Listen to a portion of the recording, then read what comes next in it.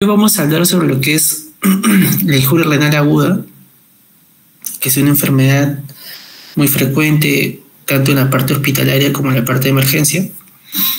Y lo importante es que deben de definir más que todo conceptos, ¿ya? Conceptos y la parte teológica. La parte fisiopatológica es algo que ya me imagino que lo habrán visto en su curso de fisiopatología. Solamente vamos a afinar algunas cosas y no conceptos que ahora se están tomando en cuenta. Muy bien, para ello hay que definir cuál es el verdadero concepto, ¿no? Si es falla renal aguda o injuria renal aguda. Antiguamente teníamos este concepto de falla renal aguda, antiguamente, ¿ya? ¿Por qué? Porque, bueno, era un tema en el cual no definía muy bien a qué se refería, ¿no? Entonces, en 1802, este médico William Heberdine presentó esta terminología falla renal aguda, pero ¿a qué iba dirigido, ¿no? O sea, ¿qué concepto tenía?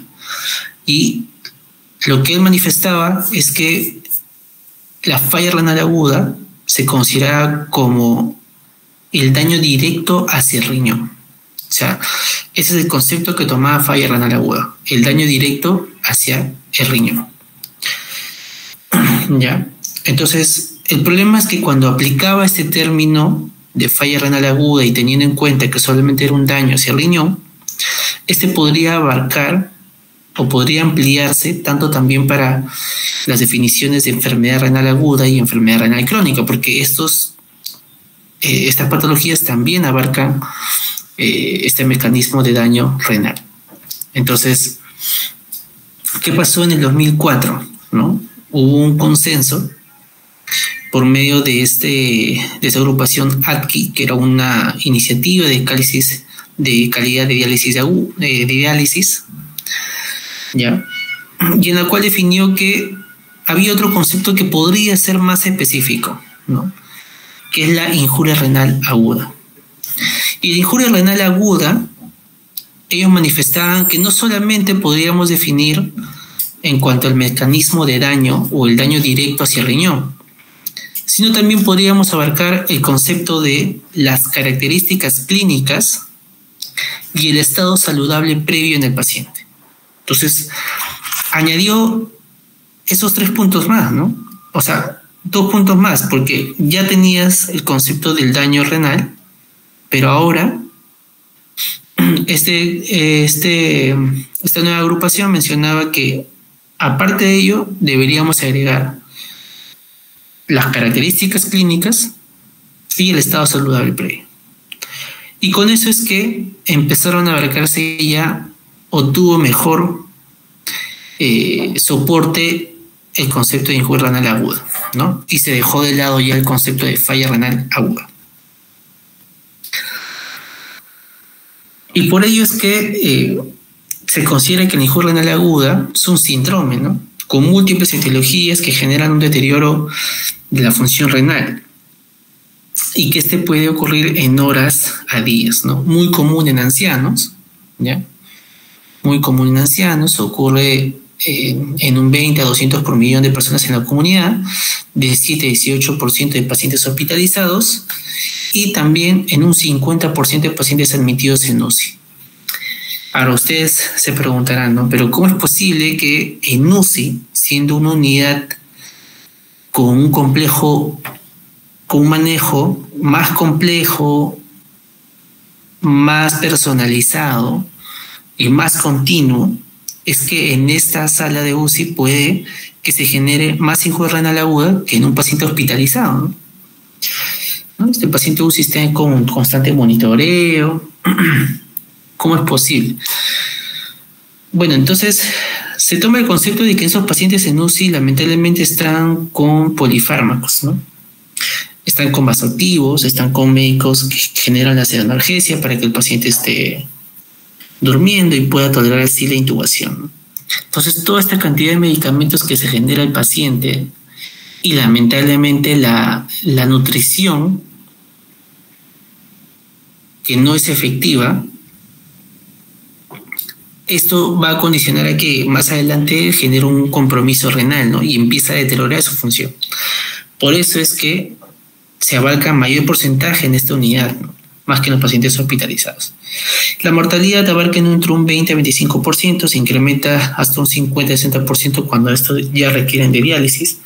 Y la mortalidad se va a basar básicamente en lo que es sus complicaciones, ¿no? Y la complicación más frecuente que puede generar la enfermedad renal asociada a la mortalidad son enfermedades cardiovasculares, ¿no? Como falla cardíaca o hasta un infarto de miocardio. Muy bien. En ello hay que conocer lo siguiente, ¿no? Que es los factores asociados o que generan, factores de riesgo que generan injuria renal aguda.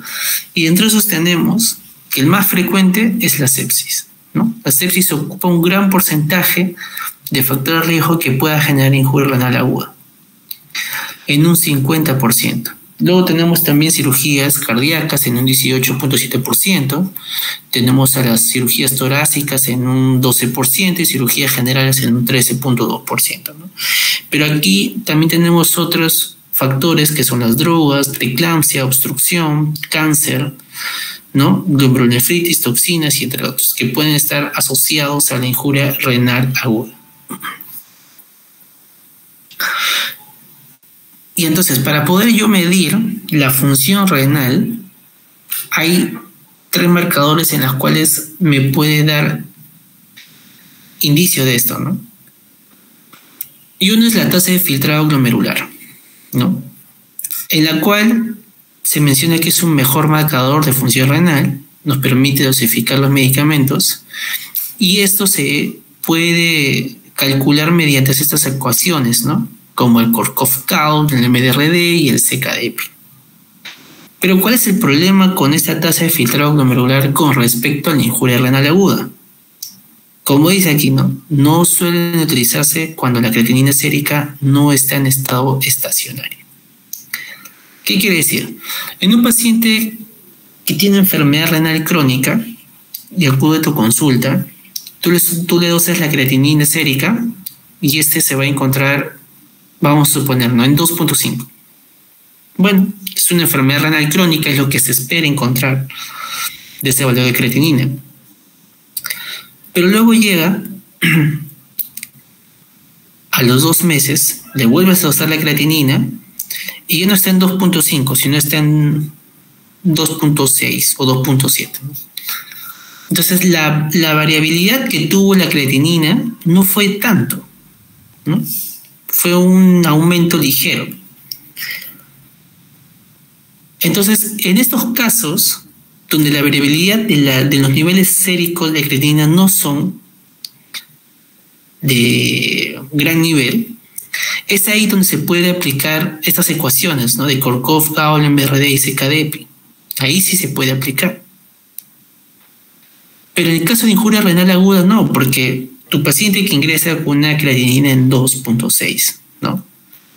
Y estás considerando que es una injuria renal aguda, al momento del tratamiento que le vas a dar es un tratamiento efectivo, con buena hidratación, suspensión de medicamentos, le haces un nuevo dosaje a las 48 horas y de lo que estuvo en 2.4, ahora está en 1.8. Y ha bajado considerablemente ese nivel. Entonces ahí sí hay una variabilidad en cuanto al dosaje de creatinina. Y en esos casos entonces no tendría razón alguna de que tú apliques el Korkov-Kao, ni el MRD, ni el CKD. Entonces en este caso dosar una tasa de filtrado glomerular para una injuria renal aguda no tendría mucha relevancia. Pero existen otros marcadores que es los niveles séricos de creatinina o también observar el débito urinario. Y para ello es que con estos dos conceptos es que empezó a manejarse los diferentes criterios, ¿no?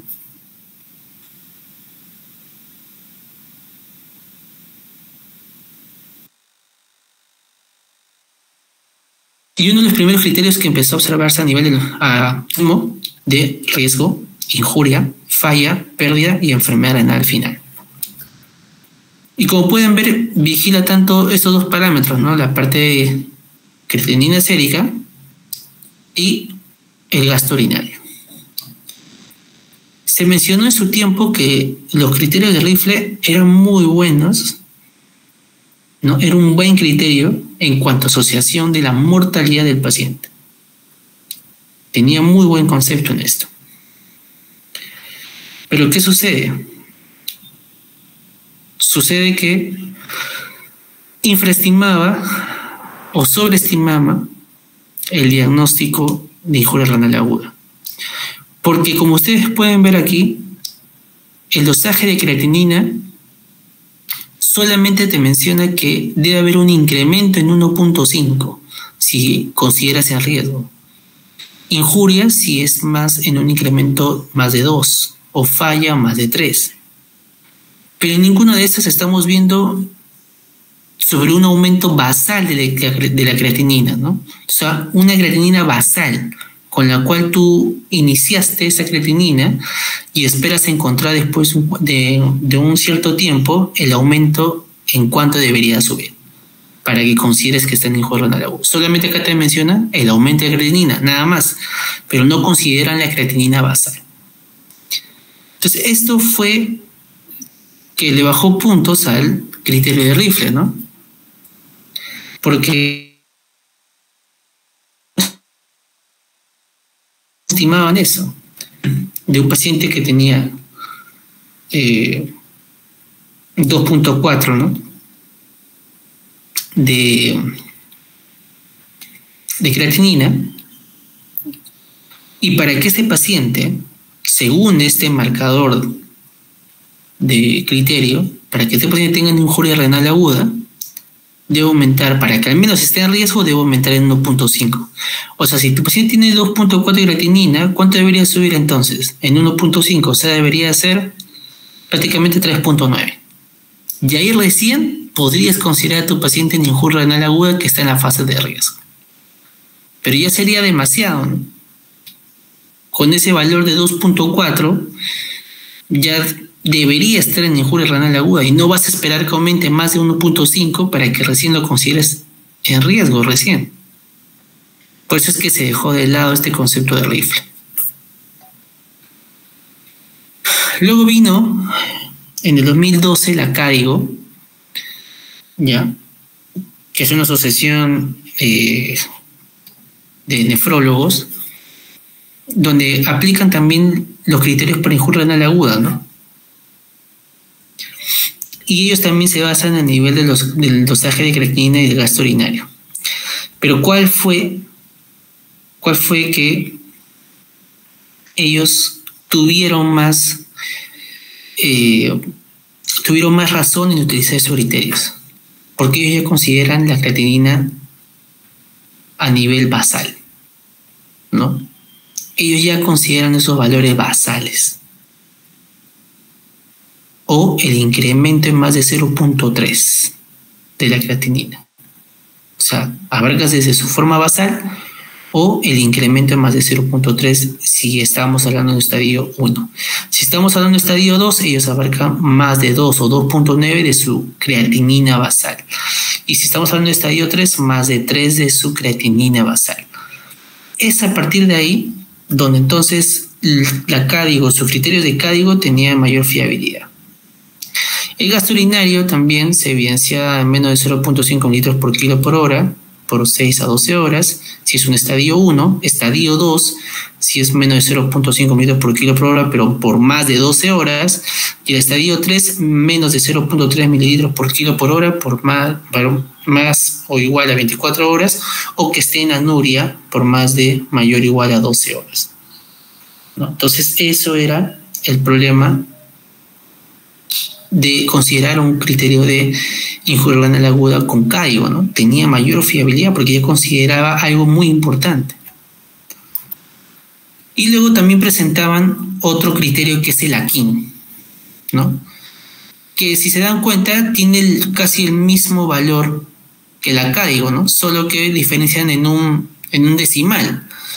En la CADIGO decía para que sea estadio 1 es 1.5 o 1.9 de la base, pero en el AKIN es de 1.5 a 2 sobre la base. En el estadio 2 es de 2 a 2.9, en el AKIN de 2 a 3. Y en el estadio 3 tiene que ser mayor o igual a 3 en acádigo, igual en el AKIN es mayor o igual a 3, ¿no? Pero solamente se diferencia entre el estadio 1 y el estadio 2, ¿no? Para poder tener cada uno su criterio. Entonces, va a surgir la pregunta entre ustedes, doctor, entonces, de estos 3 criterios que usted ha presentado, ¿cuál sería el mejor? Y de aquí viene entonces un artículo del 2018 que habla sobre las definiciones y el diagnóstico de injuria renal aguda, ¿no? Y justo de este acápite, ¿no? De estos 3 criterios, ¿cuál es el que tiene mejor uso? Y se hizo un estudio a partir del 2013 hasta el 2017, ¿no? Grandes estudios, la mayoría prospectivos y retrospectivos, que se realizaron en diferentes áreas, ¿no? Tanto en UCI, pacientes hospitalizados, pacientes que han tenido alguna cirugía cardíaca, ¿no? En su mayoría han sido hospitalizados en medicina interna. Y aplicaron, para su diagnóstico de injuria renal aguda, la mayoría aplicaron los 3 criterios que les he presentado. Pero ¿qué pasa? Que en la conclusión de estos estudios, esta revisión sistemática que se hizo, concluyó que el que tenía o que ofrecía mayor precisión diagnóstica y pronóstico en el paciente con definición de injuria renal aguda era el acádigo. El acádigo tenía mayor porcentaje que los 2 anteriores, ¿no? Que tanto el AKIN como el rifle. Entonces, si la pregunta vendría a ser ¿cuál de estos criterios es el que ofrece mejor diagnóstico y pronóstico en cuanto a la mortalidad del paciente con injuria renal aguda? Es el acádigo. Ahora, el concepto que también ustedes se deben de llevar es que no todo aumento o niveles normales de creatinina deben hacer el diagnóstico ni excluir el diagnóstico de injuria renal aguda. ¿A qué me refiero? Primero hay que tener en cuenta que la creatinina se basa a nivel del consumo de la creatina, ¿no? Que frecuentemente hay en carnes rojas, ¿ya? Un cierto porcentaje se va hacia el hígado, otro hacia la circulación sistémica. A nivel del hígado, se va a metabolizar junto con la arginina y la glicina, también a nivel pancreático, y estos van a dar un metabolito que es la guanidinoacetato, que mediante otro metabolismo generará la creatinina. Y también, a su vez, el que pasó por la circulación sistémica a nivel muscular, la creatinina se transforma en fosfocreatina, y de la fosfocreatina se fabrica la creatinina. Y una vez producidas estas creatinas, pasarán hacia el nivel renal, ¿no? Donde luego se va a eliminar. El problema está que también a nivel tubular, ¿no? A nivel tubular, también se va a secretar creatinina.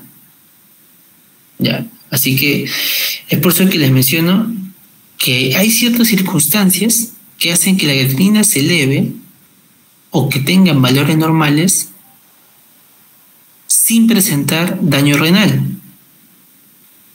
o que se muestren valores normales de la creatinina, pero hay un daño renal que lo está enmascarando. Y eso vamos con lo siguiente. Que existen situaciones en las cuales hay que tener en cuenta para no dejar que se pase el diagnóstico de injuria renal aguda o que estemos considerando un mal diagnóstico de injuria renal aguda. Y vamos a explicar algunos escenarios frecuentes. Por decir, la administración de algunas sustancias medicamentosas que puedan interferir la secreción tubular de la creatinina, ¿no? Como hemos mencionado, La creatinina, así como se elimina a nivel riñón, también se secreta a nivel tubular. Entonces, hay ciertas drogas que pueden generar, que interfieren en su secreción tubular, como cuáles, el trimmetoprim y la cimetidina. Entonces, como estos dos medicamentos no va a permitir que se secrete a nivel tubular, esta creatinina se va a mantener en la circulación sanguínea. Y cuando tú le dosas la creatinina a este paciente, va a salir un poco elevado, ¿no? Porque obviamente estos han competido para que no se secrete creatinina, para que no se elimine, ¿no? Y como tú ya has visto la creatinina que está elevada, vas a considerar que este paciente está en injuria renal aguda. Y vas a dar un diagnóstico erróneo de injuria renal aguda. Pero no es considerado esta parte o este escenario, ¿no? Que el paciente nunca ha tenido daño renal, solo que estos medicamentos se han interpuesto en su secreción y no lo han eliminado y por eso salió un falso elevación de creatinina, ¿no? Y que no es una injuria renal aguda. Entonces ese es un punto en el cual hay que tener en cuenta. ¿Cuál es el siguiente punto y que es el más frecuente? La masa muscular. Y esto ocurre básicamente en los pacientes ancianos, ¿no? Los pacientes ancianos, el trofismo muscular ya no es el mismo. Entonces, hemos dicho que a nivel muscular se produce la creatinina. Y si este músculo ya es hipotrófico o tiene atrofia, entonces ya no va a producir creatinina. Y vamos a suponer que tu paciente, adulto mayor, ha ingresado a emergencias por vómitos, náuseas, diarreas, ¿no? Y le tomas una creatinina y la creatinina te sale en valor normal, 0.8, ponte. Ya, el paciente sí, pues ha hecho su problema gastroenterocolítico, pero no hay compromiso renal. Muy bien, ya señora, ¿sabe qué? Vaya a casa, que se alimente, que tome agüita. Para la diarrea le vas a dar loperamida, para los vómitos le vas a dar dimihidrato y ya está. Punto, se acabó, alta. Pero te olvidaste de algo, ¿no? Que en ese paciente anciano la masa muscular no es igual que la de un joven. Por lo tanto, no se va a producir la misma cantidad de creatinina que debería ser. Y como no va a producir tanta creatinina, tú vas a ver en el rango que va a estar normal, cuando en realidad de repente sí está en una injuria renal aguda. Más aún si el paciente ha estado deshidratado, ¿no? Por los problemas que ha tenido. Pero no lo has considerado porque el valor de creatinina está normal. Y eso se debe a que la producción a nivel muscular no ha sido la correcta, ¿no? Ese es otro punto. El otro es en una enfermedad hepática, como hemos visto acá, que a nivel hepático también se produce creatinina. Ya. ¿Qué pasa a nivel de un paciente cirrótico? Los pacientes cirróticos también se pueden descompensar, ¿no? Y pueden hacer también injuria renal aguda. Pero ¿qué pasa? Como a nivel hepático tienes un problema renal, disculpen, hepático, la cirrosis hepática, y no te va a producir tampoco creatinina por esa disfunción hepática, le vas a tomar también una creatinina y te va a salir también en rangos normales. Y vas a decir, bueno, este paciente solamente tiene su cirrosis, no tiene nada de malo, la creatinina está normal, perfecto, alta. Y te olvidas que por ser paciente cirrótico, por tener un problema a nivel hepático, no va a producir la creatinina en valores que debería ser, que son reales. Entonces se pierde el diagnóstico. Haces un diagnóstico erróneo de injuria renal aguda. ¿Por qué? Porque te olvidas de las bases funcionales o fisiológicas en la cual se produce la creatinina. Y aquí tenemos mucho más circunstancias, ¿no? En las cuales se puede generar eso, ¿no? Entonces hay que tener en cuenta estos parámetros o estos escenarios para antes considerar el diagnóstico de injuria renal aguda.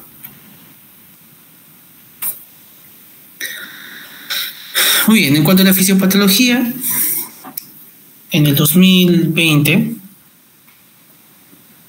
salió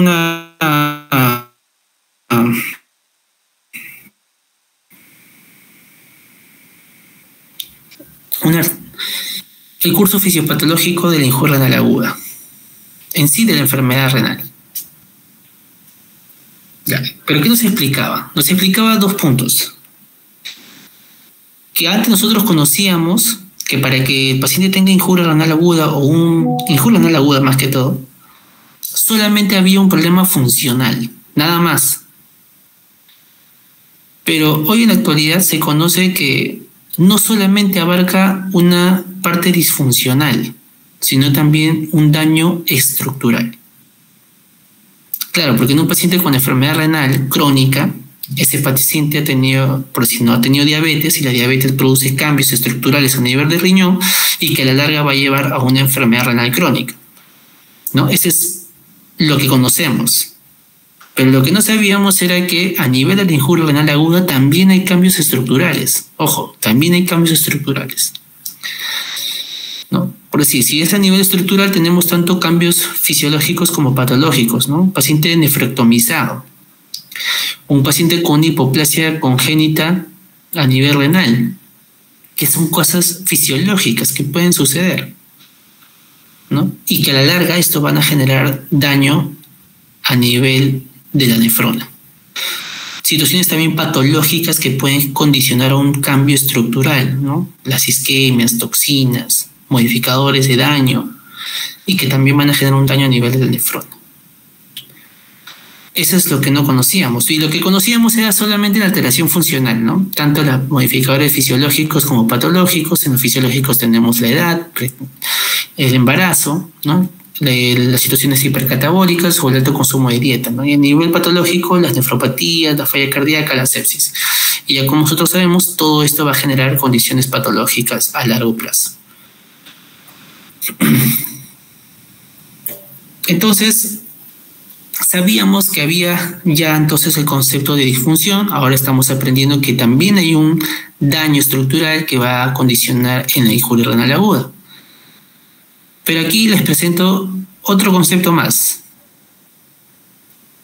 Y aquí viene este gráfico, ¿no? Aquí, como pueden ver, hay 6 nefronas estables, normales, sanas, ¿no?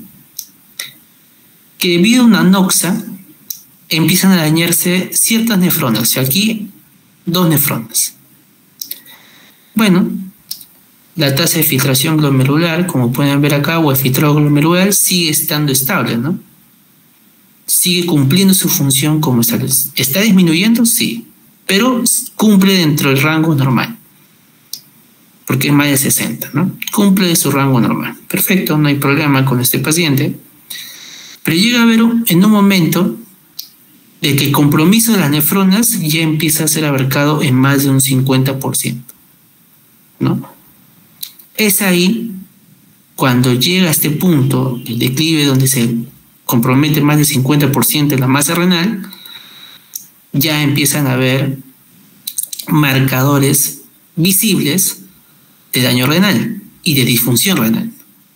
Aquí vamos a encontrar que la tasa de filtrado está alterado, vamos a encontrar que la creatinina está alterado, hasta inclusive la diuresis.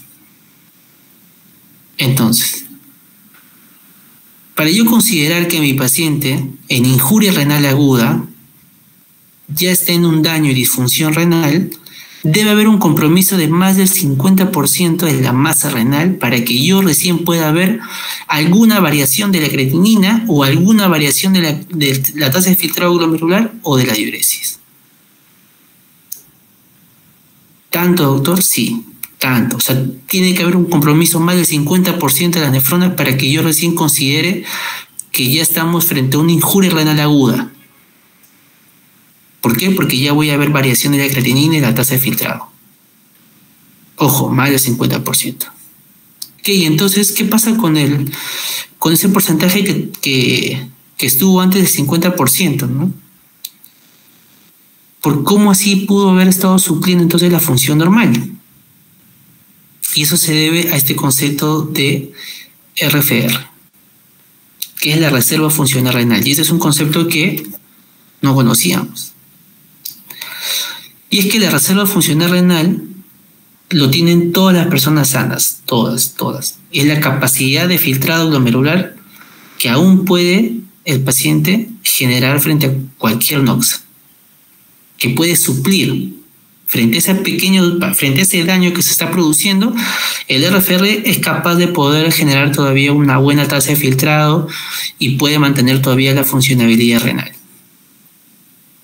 ¿no? Pero obviamente, mientras más persista esa noxa, el RFR va a ir disminuyendo hasta el punto que ya no va a poder suplir esa función y se pierde la reserva funcional renal y por lo tanto empieza a haber más daño de nefronas. Y ese daño que nosotros no podemos ver y que todavía lo está supliendo el RFR, toma como concepto daño subfuncional. O sea que a partir de aquí, del daño subfuncional que está supliendo la función por el RFR, no lo vamos a poder evidenciar mediante ningún examen.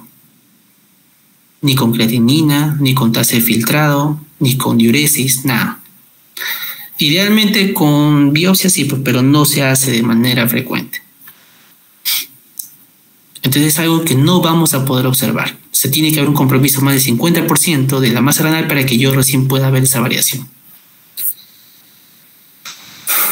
Y es aquí entonces que abarcamos que existen periodos de este daño renal, ¿ya?, de esta noxa a nivel renal, que se va deteriorando ciertas funciones. Por decir, a nivel del glomérulo, ¿qué pasa? Se empieza a generar una hiperfiltración. Se empieza a filtrar demasiado. Que por eso tú ves la tasa de filtrado glomerular, la haces la seca de EPI, y bueno, pues, ¿no? Ese paciente tiene buena tasa de filtrado. Qué bueno, ¿no? Está muy bien, pero lo que no te estás enterando es que ese es el primer mediador o el primer paso de que ahí va a haber una disfunción a largo plazo. Eso es a nivel glomerular. A nivel tubular, hay algunos biomarcadores de estrés que se empiezan a generar a este nivel y empiezan a aceptarse a nivel tubular. Cuando esta injuria llega a ser persistente o sigue habiendo todavía ya una noxa, ya empiezan a alterarse los podocitos, ¿no? Importante en la base de la filtración, ¿no?, de ciertas sustancias. Alteran también el endotelio que está conjuntamente al podocito. A nivel tubular hay cambios de iones también y se empiezan a ver también algunos marcadores de daño. Si persiste esta noxa, ya no solamente es el cambio de los podocitos, sino también de la tasa de filtrado. Empieza a disminuir la tasa de filtrado. Y a nivel tubular, miren, se empiezan a destruir las células tubulares, generando inclusive necrosis tubular y apoptosis. Y si este persiste todavía, ya va a haber una reparación maladaptativa, que inclusive el paciente puede llegar a esta enfermedad renal crónica a nivel glomerular. Y a nivel tubular, lamentablemente, estas células se vuelven esclerosantes, ¿no? Se fibrosan y ya no van a cumplir la función normal. Entonces, pasa por un largo camino para poder llevarlo hasta un estadio final. Y entonces, para poder entender esto, les pongo 4 pacientes. Un paciente normal, con un riñón sano. Tenemos un paciente con un riñón susceptible, ¿no? Un paciente delicado, su riñón delicado. Este también es un riñón susceptible. ¿Y cuál es la diferencia de este con este? Que en este riñón susceptible, la tasa de filtrado está normal, más de 90. Pero miren, la reserva funcional renal está en menos de 30, que es diferente al que tiene el riñón normal. O sea, aquí este riñón ha sufrido una noxa, pero todavía tiene una buena tasa, pero su reserva funcional renal está un poco comprometido. Todavía tiene reserva funcional renal, pero no está en sus óptimas condiciones. En este otro riñón susceptible, la tasa de filtrado glomerular está más de 90, pero aquí ya hay un daño estructural. Y a diferencia de este de aquí, que es una enfermedad renal crónica. Entonces, pongamos estos 4 riñones en escenarios que lo vamos a comprometer. Que aquí se genera una noxa para estos 4 riñones, ¿no? No sé, mucho consumo de AINES, mucho consumo de IECAS, o hipovolemia, o sepsis, ¿no? Que reciben estos 4 riñones. Muy bien, reciben la noxa estos 4 riñones. empieza a haber un daño subclínico, que es el que hemos mencionado ya en el concepto anterior. Se generarán conceptos de daño, de estrés a este riñón. Y acá, lamentablemente, como les mencionaba, no vamos a poder observar mediante ningún examen si es que se encuentra en esa etapa, ¿no?, subclínica. Pero llega a pasar que cuando ya evoluciona este periodo subclínico, pasa al área clínico, ¿no?, al injurio renal clínico, donde ya voy a poder ver cambios en la creatinina y en el débito urinario, ¿no? Aquí sí voy a poder hacer creatinina y todo lo demás. Y ese riñón, una vez que tú lo trates, tiene 4 salidas. La primera es que tú lo tratas y te salga una recuperación total. No ha perdido ni la tasa de filtrado, ni ha perdido la reserva funcional renal. Pero ¿qué pasa? Hay otro concepto en lo que hay una recuperación aparente, ¿no? Una recuperación aparente, ¿ves? La tasa de filtrado sigue siendo en óptimas condiciones, pero la reserva funcional ya está comprometida. Y sale el otro concepto en que el paciente puede que todavía persista con injuria renal aguda. ¿Ya? Todavía está en injuria renal aguda. Entonces, este paciente puede que todavía, si tú los tratas a tiempo, puede revertirse a una recuperación aparente o una recuperación total. Mira, este riñón con injuria renal aguda que persistía, lo puedes recuperar totalmente o parcialmente. Pero también es el caso de que si tú no lo curas o no lo tratas de manera correcta, se transformaría en enfermedad renal crónica. Entonces, todo va a depender, ¿qué cosa? Del tratamiento. Y que pueden haber 4 escenarios distintos para esa recuperación. ¿Cuál es el concepto que también es nuevo? Que los nefrólogos, los que estudiaron todo este proceso de injuria renal aguda, dijeron, pues, ¿no? Debe haber algo que debe predecirnos que probablemente ya esté en un daño, ¿no?, aunque sea lo más mínimo. Y existían los llamados biomarcadores, tanto de daño como de función. Y es lo que vamos a presentar luego. Este es un gráfico similar. Aquí también nos abarcan lo mismo, ¿no? Cómo inician las injurias, las nefronas que se van dañando, ¿no? Y la poca recuperación que pueden tener algunas nefronas o no. Es casi lo mismo que mencionamos. Entonces, este es un poco más generalizado, ¿no? El riñón recibe una anoxa, se estresa, algunos pueden resolucionar o no, y otros, esta anoxia puede persistir en el daño renal y se genera una disfunción y un daño. En la disfunción del daño generan una injuria renal funcional y también una injuria renal subclínica, que es la que no podemos ver. De este proceso de la injuria renal aguda puede que se revierta con buena hidratación y se recupera. Pero hay casos en que no se recupera y puede persistir. Entonces, ahí le añadimos un concepto más a la injuria renal aguda, que es aquel que se resuelve de entre las 48 a 72 horas.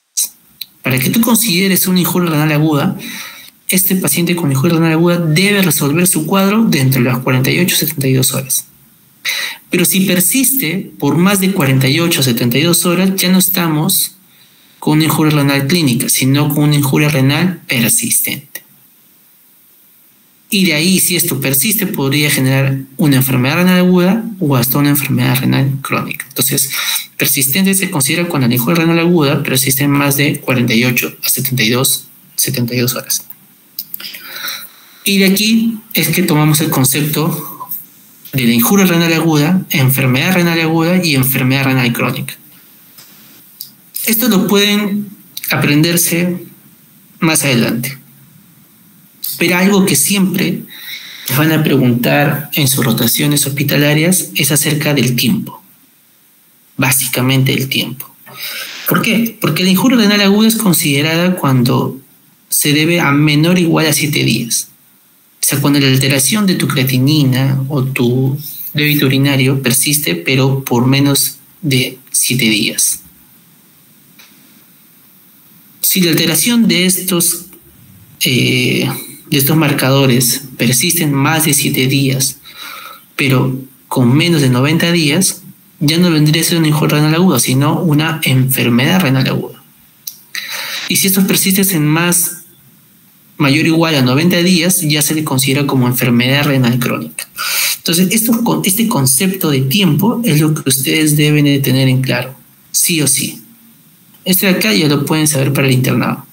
Pero lo que quiero que concluyan en esta clase es esto. Una de las conclusiones es esto que aprendan. Muy bien. Y bueno, la Nature sacó un artículo como para complicarnos más la vida, ¿no? Al médico internista.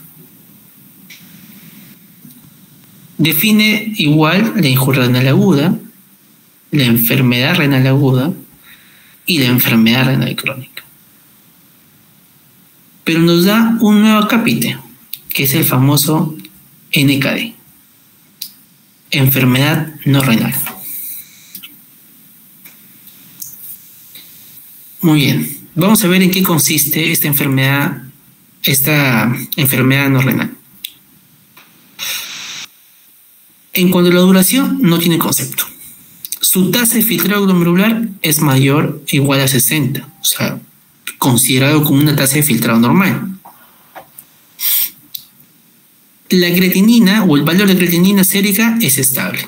No hay incremento de más del 50% dentro de los 3 meses, o incremento por más de 0.3 miligramos por decilitro dentro de los 2 días.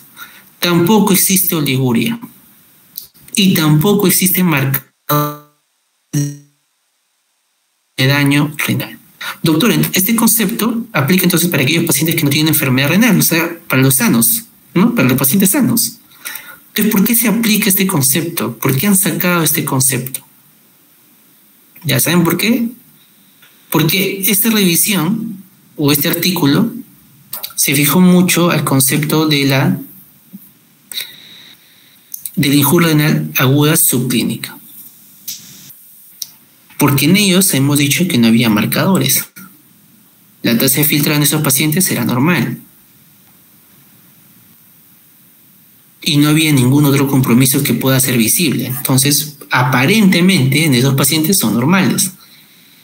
Pero para esos pacientes que estén en una etapa subclínica se les considera como enfermedad no renal.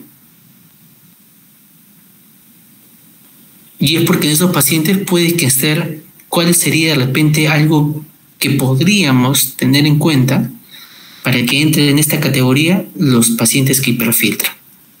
¿No? Esos pacientes que ustedes tienen la creatinina en rangos normales, el médico que pasa a visita les dice, a ver, sácame el CKD-EPI de este paciente, le sacan el CKD-EPI y salen 110. ¡Wow! Tiene muy buen filtrado glomerular este paciente, ¿eh? Tiene muy buen riñón. Perfecto.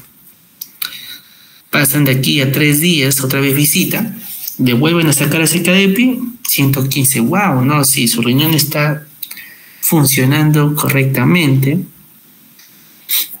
Y nos estamos olvidando eso, ¿no? Ese concepto de hiperfiltración.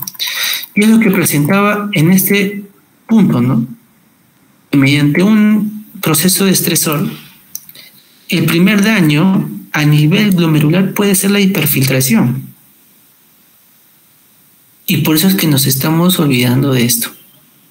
Y cuando este paciente está justo en estas etapas iniciales donde no se ve ningún cambio,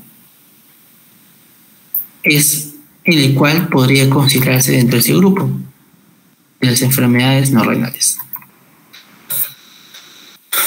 Muy bien, tenemos un concepto similar a los cuales hemos mencionado, y aquí vemos los diferentes tipos de biomarcadores, ¿no? Los biomarcadores, ojo, que no son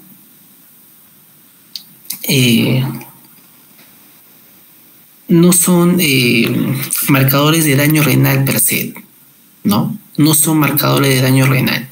O sea, que no son marcadores para que tú puedas hacer el diagnóstico de injundia renal aguda. Cuando se detectan los marcadores, el daño ya en esta paciente no es subclínico, ¿ya? Pero podrían llamarse como subfuncionales, ¿ya? Porque podrían preceder a cambios de marcadores funcionales, como son la creatinina y diuresis, ¿ya? Estos solamente podrían aparecer ¿en qué casos? En los casos de periodos subclínicos subfuncionales, ¿ya? Y cada uno tiene un origen de producción y en dónde se está generando este biomarcador. Tenemos el NGAL, el TIM1, TIM2, interleuquina 18. ¿Ya? Todos estos biomarcadores son los que ahora se están proponiendo, ¿no? Que no se dosan aquí en el Perú, no se dosan, hay en otros países, pero solamente serían como marcadores de daño subfuncional. Aquí tenemos igual, y es lo que les mencionaba, ¿no? Ya en un proceso de alteración de tasa de filtrado glomerular, tanto en injuria renal, enfermedad renal aguda, enfermedad renal crónica, aquí lo único que podemos dosar en este tiempo son la creatinina y la diuresis urinaria. Pero antes de eso, podríamos predecir que van a haber marcadores de daño y marcadores funcionales. Tenemos ahí la cistina C, interleuquina 18, el TIM2, ¿no? Y entre otros. Estos no podemos dosarlos posterior al diagnóstico de injuria renal aguda. Estos aparecen inclusive antes. Por eso estaba mencionando que podrían aparecer en ese periodo subclínico, ¿no? Muy bien, entonces ya en cuanto a las etiologías, desde años remotos siempre se considera esta clasificación, ¿no? Prerrenal, intrínseca y posrenal, dentro de los cuales el 70% son intrínsecas.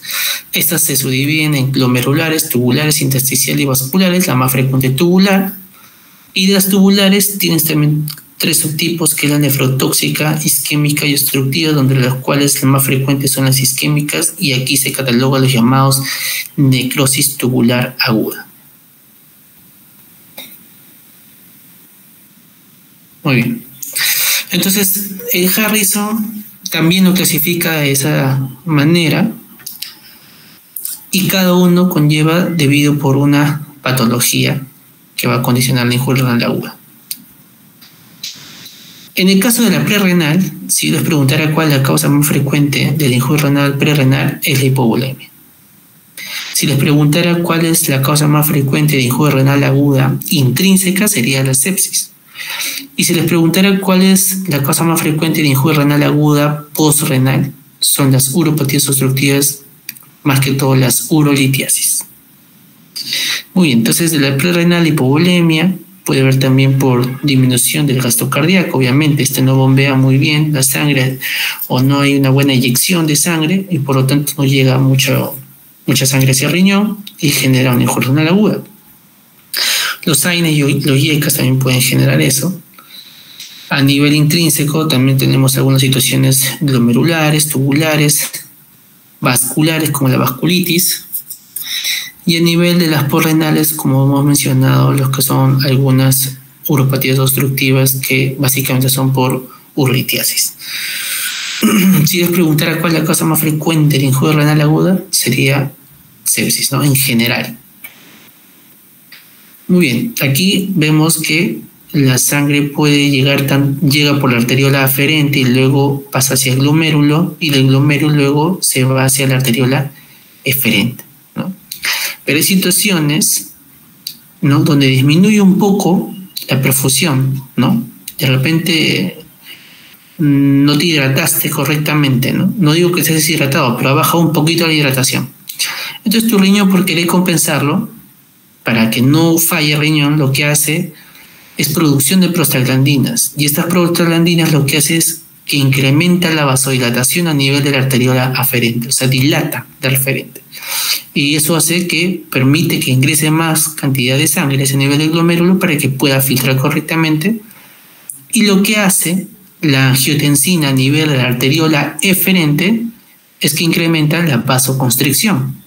Claro, pues, ¿no? La idea es que llegue más sangre hacia el glomérulo para que pueda filtrar, porque como hay un proceso de repente o en momento de que no te estás hidratando bien, el riñón compensa de esa manera, ¿no? Vasodilata aferente y vasoconstrige eferente, y así puede llegar a una cantidad efectiva de sangre a nivel glomérulo y pueda filtrarse. Pero ¿qué pasa en el caso de los AINES? Los AINES lo que genera es una disminución de la producción de prostaglandinas y por lo tanto no va a haber una vasodilatación, y al contrario, ¿no? Va a generar una vasoconstricción, por lo que el flujo sanguíneo que llega a la arteriola aferente va a ser mínimo. Y peor, que va a aumentar la producción de angiotensina 2, o sea que va a generar más vasoconstricción en la arteriola eferente. Y por lo tanto el flujo sanguíneo que llega sin nivel de glomérulo va a ser pobre y por lo tanto va a haber una tasa de filtrado baja.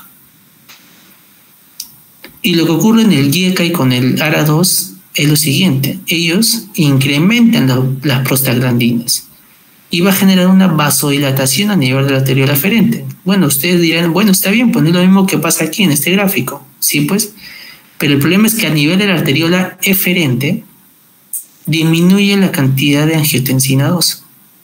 Por lo tanto, también vasodilata la eferente.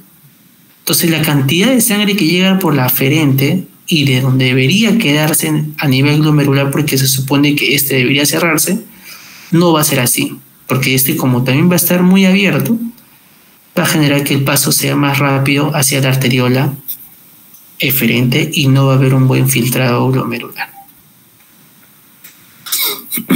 Muy bien, entonces aquí les presento las diferentes causas, ¿no?, de enfermedad de injuria renal aguda y golpe prerenal.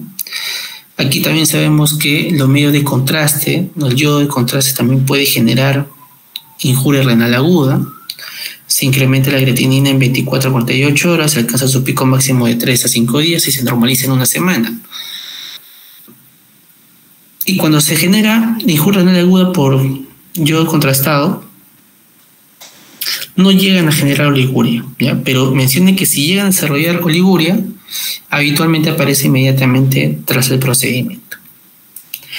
Ahora, ¿cómo puedo evitar para que se genere injuria renal en una sustancia de contraste, ¿no? Porque muchas veces por ahí habrán visto que los pacientes con injuria renal o que tengan una alteración de la creatinina no se pueden realizar tomografías con contraste, ¿no?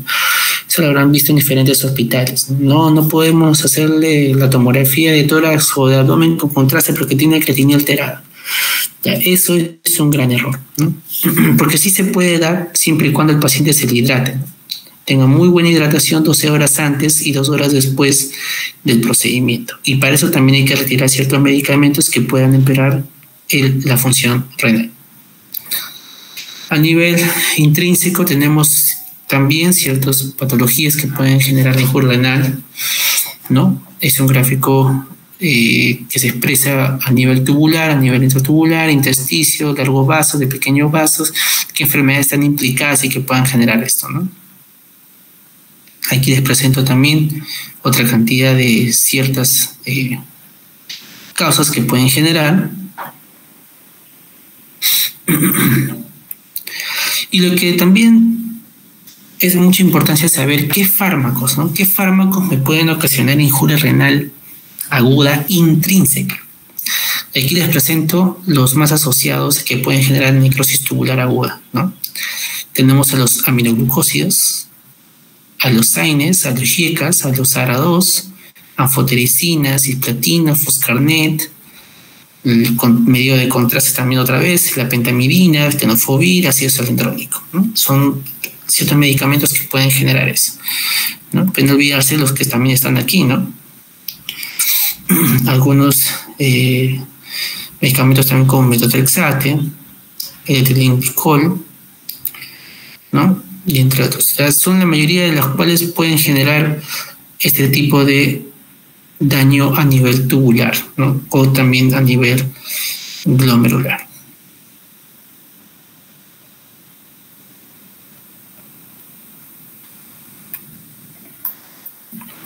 Y a nivel posrenal tenemos a los cálculos urinarios, también puede haber una hiperplasia prostática o también una un cáncer prostático que puede dilatar los uréteres, la pelvis renal y compromiso renal. Las manifestaciones clínicas va a depender mucho del órgano diana que también empieza a generarse, ¿no? Puede hacer sobrecarga de volumen, puede generar un derrame pleural, puede generar una falla cardíaca, encefalopatías urémicas, puede haber un problema también de malabsorción gastrointestinal con diarreas, isquemias, acidosis, ¿no? Y también alguna falta de producción de algunos procesos hematológicos como eritrocitos o también leucocitos. Ya cuando hablamos de exámenes complementarios, tenemos que tener en cuenta que Harrison aplica de que no todo sedimento urinario normal excluye la injuria renal aguda. ¿Por qué? Pedimos un examen de orina completo y podemos encontrar que ese examen sale normal, o puede haber una cierta cantidad de hematíes o de leucocitos, o podemos encontrar cilindros hialinos. En estos casos deberíamos pensar que es de origen prerrenal, postrenal o entre otras patologías. Eso siempre y cuando el sedimento urinario o el examen de orina salga normal. Si es anormal, entonces podrían haber varias características que pueden encontrarse en diferentes patologías. Por decir, si encontramos cilindros hemáticos, probablemente sea una glomerulonefritis.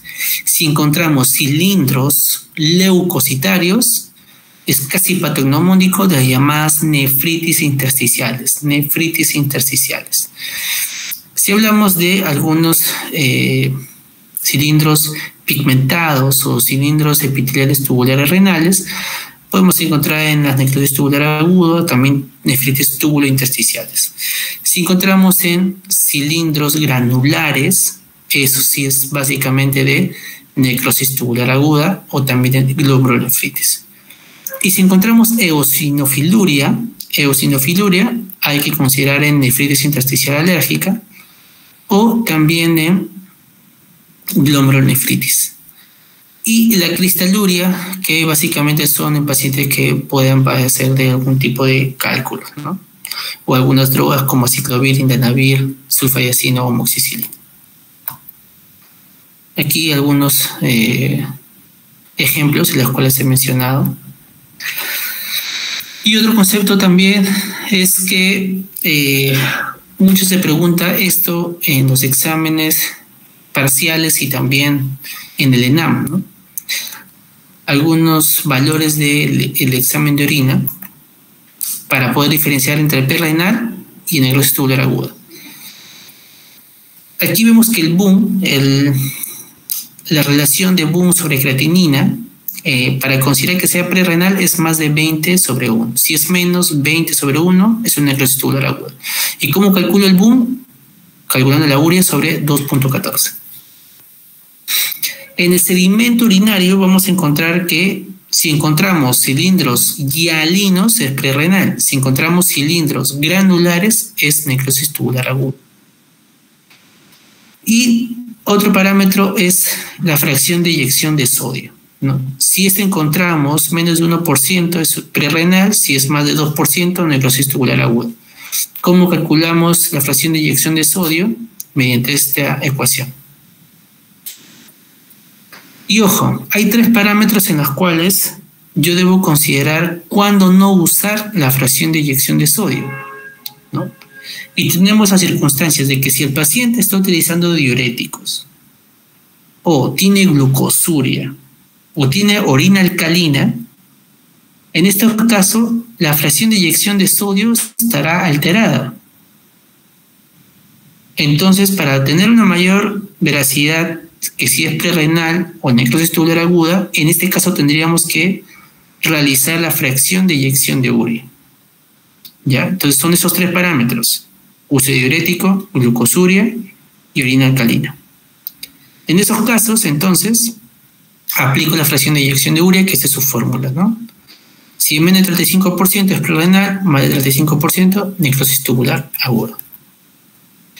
Otros exámenes complementarios también la ecografía renal, tiras reactivas urinarias, que no es de mucha importancia.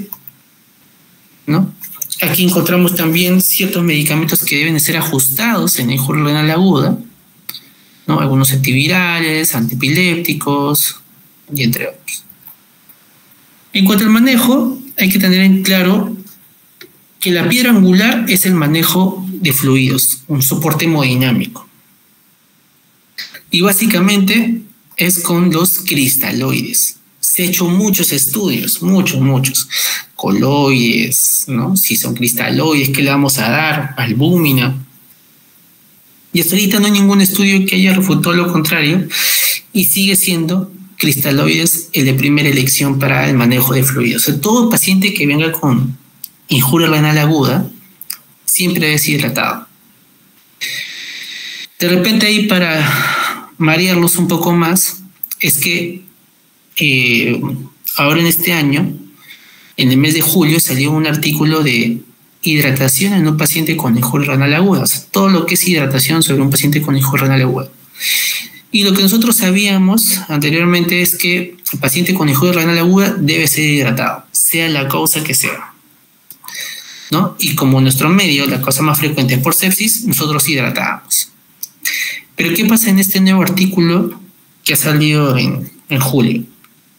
Mencionaba que el uso de fluidoterapia con cristaloides solo debe ser usado en pacientes con injuria renal aguda que tengan de etiología hipovolémica, o sea, aquellos pacientes que están deshidratados. Solo en esos casos. ¿Por qué? Porque menciona que si aplicas la fluidoterapia en pacientes con sepsis, puedes empeorar el cuadro, puedes aumentar la producción de citoquinas inflamatorias y puede generar inclusive extravasación hacia el lado intersticio y edematizar a tu paciente. Por eso que ustedes de repente por ahí van a ver, y se van a tomar de repente esa tarea, de que cuando estén en sala hospitalaria hay pacientes que están hinchados en la parte de los brazos, ¿no? Que ni siquiera hay para sacar agua, ustedes aplastan y parecen una esponja porque botan, en vez de sangre, botan agua. Entonces, ese es el problema de que a veces manejamos a esos pacientes en injuria renal aguda, que su causa no es por una hipovolemia, sino por sepsis u otra cosa, y lo hidratamos, que no está mal, porque ese era nuestro concepto anteriormente, ¿no? Todo paciente con injuria renal aguda debe de hidratarlo. Pero lo que mencionan ahora este nuevo artículo es eso, ¿no? Que debemos de especificar, ¿no? Debemos de individualizar. Si tu paciente tiene hipovolemia y esta hipovolemia ha conllevado a la injuria renal aguda, lo ideal es que lo hidrates. Pero si es por otra causa, evitarlo. Entonces, si tu paciente viene con sepsis y tiene injuria renal aguda, ¿cuál sería el mejor manejo? Tratar la sepsis, ¿no? Y la sepsis frecuentemente por infecciones. Entonces, deberías tratar la infección y se supone que tratando la infección debería corregirse la injuria renal aguda. Un poco controversial de verdad ese artículo, pero bueno, en lo particular seguimos hidratando, pero siempre y cuando con algunas recomendaciones a evitar las sobrecargas, ¿no? Entre cuando el manejo de la presión arterial se ha demostrado, se hizo estudios entre cuál era mejor, ¿no? Si era una presión arterial media de 65 a 70 o de 80 a 85, ¿no? Y se vio que tenía mejor relevancia manejarlo entre 80 y 85, ¿no? Porque si se manejaba una PAM de 65 a 70 tenía mucho riesgo de generar hipotensiones. Ahora, los diuréticos, wow, también es un tema muy aparte saber si se usan o no los diuréticos. La CADIGO no recomienda su uso. Ese es básico para ellos. No recomienda el uso de los diuréticos. Pero otras literaturas mencionan que sí se debe usar en casos de injuria renal agudas o ligúricos, ¿no? Aquellos que orinan poco, ¿no? Y lo que usan es que la furosemida trata de forzar la diuresis. Y para ellos sí les recomienda, ¿no? Aparte que también mencionan que es para prevenir la sobrecarga de volumen y algunos mencionan que atenúa la lesión tubular isquémica. Entonces, ¿se usa o no se usa? Yo considero que hay que individualizar también, ¿no? Yo sí les daría en caso de un paciente que tenga injuria renal aguda o ligúrica que no esté orinando, ¿no? Otro también es el control de la glucosa. La CADIGO recomienda darle concentraciones de 310 a 149 en pacientes críticos, pero salió otro artículo que es el Nice Sugar, que mencionó dar estudios entre 81 y 108, controlar las glicemias o en menores de 180. Y concluyó que era preferible controlarlo en menos de 180 miligramos por decilitro, debido a que tenía menos riesgos de hipoglicemia. En cuanto a terapia reemplazo renal, mencionan sobre que no hay beneficio en dar una terapia reemplazo renal temprana versus tardía, ¿no? Pero hay ciertos casos en los que sí debería realizarse diálisis, ¿no? Y son los famosos criterios de diálisis de emergencia, la A, I o U, ¿no? La A, que es un paciente con acidosis metabólica persistente. La E, que es un estado edematoso del paciente, ¿no? La I, que es una hipercalemia severa refractaria al tratamiento.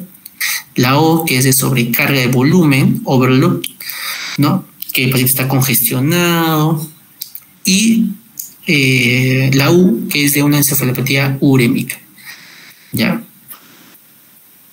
Y también se considera que aquellos pacientes que están en estadio 3, según cualquiera del criterio, sea AKI o sea KING o sea CADIGO, también estaría en cuanto a reemplazo de renal, ¿no? Aquí también igual el mismo concepto de lo que hemos estado mencionando. Y bueno, para terminar este último caso, nada más para mencionar un paciente masculino de 68 años, ¿no? Que consulta servicio de urgencia por cuadro clínico de 8 días de evolución, que comienza con eritema en pabellón auricular izquierdo asociado a dolor urente y lesiones papulovesiculares, ¿no? Sin fiebre ni otros síntomas. Es dado de alta con manejo de aciclovir de 800 miligramos vía oral cada 4 horas, aciclovir ungüento dermatológico 4 veces al día y aciclovir ungüento oftalmológico 3 veces al día. Entonces, hasta ahí, si yo veo desde este punto de vista las lesiones papulovesiculares, ¿no? Y de repente acá podría haber sido más específico que los encuentra de una distribución racemosa, podríamos catalogar como el diagnóstico de herpes simple, ¿no? Y por eso se le da el tratamiento aciclovir. Pero esta dosis de aciclovir me parece muy exagerada, ¿no? Tanto vía oral, tópico, ¿no? Me parece mucho. Pero miren lo que sucede después. Dice, 4 días después acude de nuevo a urgencias por persistencia de cuadro y además un día antes de su ingreso presenta simetría facial izquierda. O sea, tu paciente hizo parálisis facial izquierda. Entonces tienes lesiones papulovesiculares y tienes parálisis facial, y esas lesiones te aparecen inclusive en el pabellón auricular izquierdo. Este es un diagnóstico de síndrome de Ramsay-Hunt, y es producto por infección de herpes simple que puede generar una parálisis facial y estas lesiones. El tratamiento efectivamente es con aciclovir, pero me parece que la dosis fue demasiado en cuanto no solamente vía oral, sino también tópico. Lo interesante de este paciente es que es un paciente hipertenso, se trata con amlodipina de 10 miligramos al día, pero miren la cantidad de dosis de losartán, 200 miligramos al día. Y antecedentes quirúrgicos y toxicoalérgicos, el examen físico lo encuentran bien, afebril, una presión estable, ¿no? Una frecuencia cardíaca también estable, sin fiebre, saturacción 96, observa la simetría facial del lado izquierdo. Y bueno, ¿no?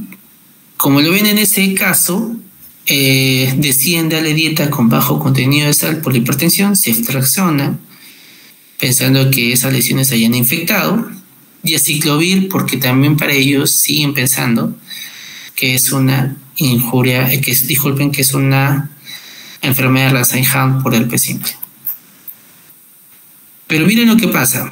Después de 48 horas del ingreso, empezó con astenia, dinamia progresiva, acompañado de vértigo y posteriormente presentó un episodio de lipotimia. Se realizaron estudios bioquímicos hematológicos, tomografía cerebral, en la cual no hubo lesiones, y una punción lumbar también normal. En el estudio bioquímico es lo que se observa, ¿no? Mira, el día 1 que ingresó tu paciente, estuvo con una creatinina en 0.82 y un MUL en 10.3, normal, ¿no? Pero en el día 3, o sea, un día después de que presentó esos síntomas generales, la lipotimia y todo lo demás, Mira cuánto subió la creatinina, 7.3. Entonces, si consideramos desde el punto de vista del acádigo y el aquín, este sería una injuria renal estadio 3, ¿no? Más de 3 de su valor normal. Y miren el boom, 47.6 también está alto, ¿no? Se hizo otros exámenes en los cuales no toma mucha relevancia. Y en el día 4 sigue trepando la creatinina, ¿no? También la urea. Le hacen un gases arteriales que tiene una acidosis metabólica no compensada. Y entonces el médico decide tratarlo, ¿no? Para esa injuria renal aguda. Y obviamente decide suspender la ciclovir. Y en el día 6 empieza a disminuir la creatinina. Entonces, esa es la idea, ¿no? Poder valorar la creatinina, ¿ya? Y ver su descenso de este mismo. Entonces, aquí la causa de la injuria renal aguda fue la ciclovir, ¿no? Que es una injuria renal aguda renal, ¿no? O también llamada intrínseca. Probablemente también haya sido añadido por el losartán, ¿no? De 200 miligramos al día que estaba recibiendo la señora. Pero esa es parte del proceso. Muy bien, chicos. Eso sería todo por el día de hoy. Ya para la próxima clase vamos a rendir el examen, el pasito de esta clase, junto con el de la clase que vamos a hacer ese día. A ver, ¿alguna pregunta, chicos? Doctor, buenas noches. Una consulta. ¿Me escucha, doctor? Sí, dime. Con respecto al ejemplo que mencionó al inicio de la presentación, digamos, en un paciente que esté con un cuadro de diarrea, que esté en una injuria renal, prerrenal, y a esto sumado, digamos, que tenga una baja masa muscular, obviamente el valor de creatinina quizá puede estar, no se puede haber alterado. Entonces, ¿cómo podríamos nosotros delimitar, ya sea con cádigo o con rifle, si el paciente está en injuria renal, si digamos su propio estado no amerita quizá para una elevación de creatinina, ¿no? Tanto la diarrea como la baja masa muscular? Ya, por eso te mencionaba, ¿no? Si es el caso de un adulto mayor que había venido con diarreas, vómitos, ¿no? Y la creatinina aparentemente sale normal, lo ideal es que verifiques la parte clínica, ¿no? Si está deshidratado, si el paciente orina o no orina, ¿no? Y cómo está también el estado sensorio del paciente, porque a veces los abuelitos hacen este proceso de trastorno de la conciencia que nosotros llamamos delirio. Y una de las causas de delirium también es eso, la deshidratación, el trastorno metabólico hidroelectrolítico que sufre el paciente. Ahora, una gran diferenciación que podemos ver es que en el adulto mayor su clínica es más brusca que la de un joven, ¿no? Porque el joven puede venirte caminando, de repente un poquito taquicárdico, pero el abuelo no. El abuelo lo primero que hace es el compromiso neurológico, ¿no? Y te puede venir confuso, un poco desorientado, mala deshidratación, le observas las mucosas están muy secas. No, ya este paciente puede que esté en un problema renal. Entonces, tú le das a la creatinina y te sale en rangos normales, no debes por qué excluir que este paciente podría estar en una injuria renal aguda.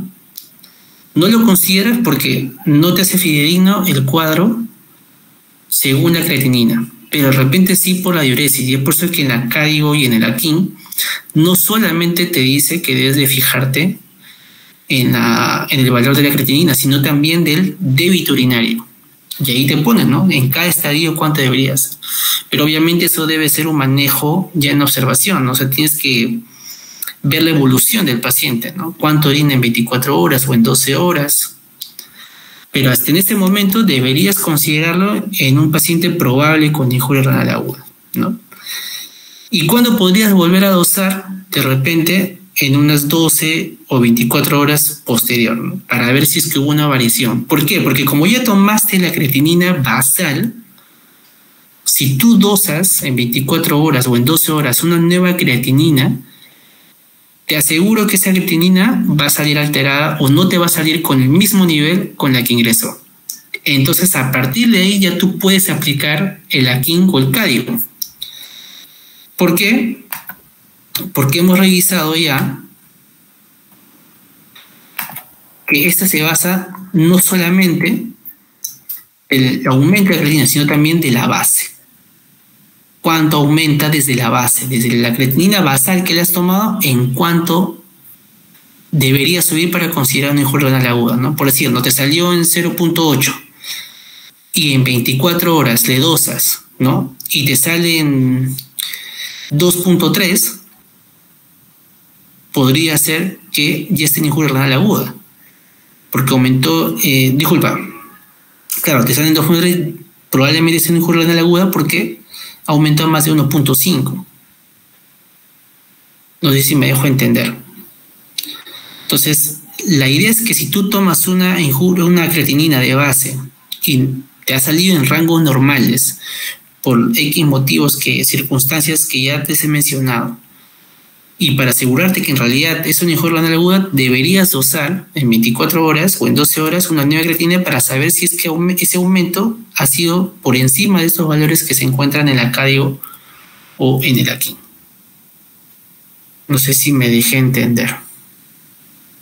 Sí, doctor. Muchas gracias. Ya, muy bien. ¿Alguna otra pregunta, chicos?